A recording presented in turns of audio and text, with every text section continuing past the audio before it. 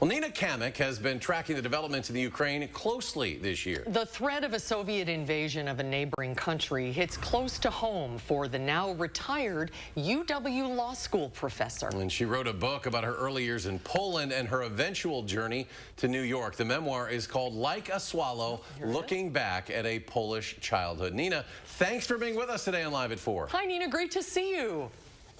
Oh, thank you for having me. Happy to be here. Well, let's talk about this book. This is a real labor of love for you. And tell us about when you came to the United States, a little bit about your background. It's complicated. I grew up in Poland. I was born in Poland, and I spent my childhood there. But out of the blue, my father was appointed to work for the United Nations, and so we spent a number of years, a handful of years, in New York as a Polish family living in New York in the 60s.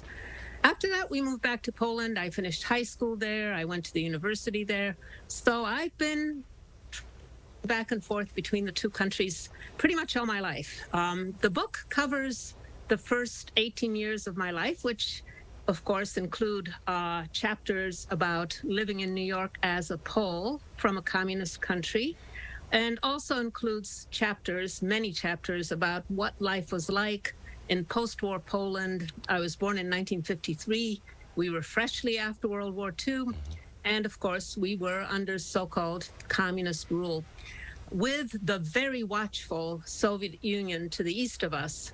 Of course, the situation now in the Ukraine is somewhat different, and Russia has done a lot to ruin the lives of many people in the Ukraine, but I'm very familiar with what it's like to even live with the threat of an invasion from a country that seeks to monitor the life of those living in a neighboring country and wanting very much to exercise control over the lives of those people. So the book is all about that period. What a fascinating story, and so timely, as you say, just taken right out of today's headlines. What does the title mean, Like a Swallow? That's interesting. I talk about that. There are many reasons for it, but one that is particularly important to me is that when I returned to Warsaw after living in New York, a lot of the kids, my high school friends, wanted to know all about life in America. This was an ongoing theme for me, and a lot of the times they would ask me to sing American songs.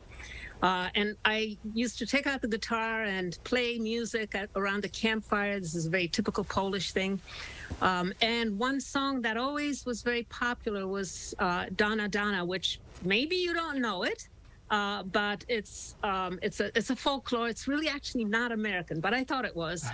And it had the lyrics in it that really struck a note for me. I'm just going to tell you two little lines from the song towards the end of the song, where we sing, "Cows are easily bound and slaughtered, never knowing the reason why.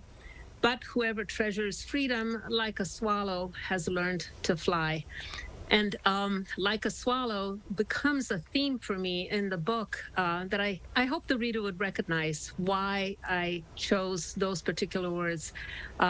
It is also true that there are a lot of swallows in Poland. There are a lot of swallows outside here in Pittsburgh, where I live right now, too. Well, Nina, thank you so much. I wish we had more time to talk about it. There's so much, fascinating and there's so much ground to cover. I think I out-researched this a little bit too much.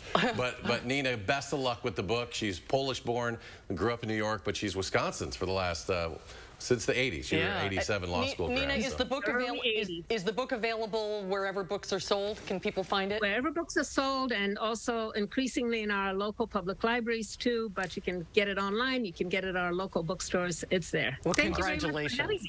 Congrats, Nina. Thank you so much for your time. We'll look forward to having you back when we have more time. Great to see you. Thanks.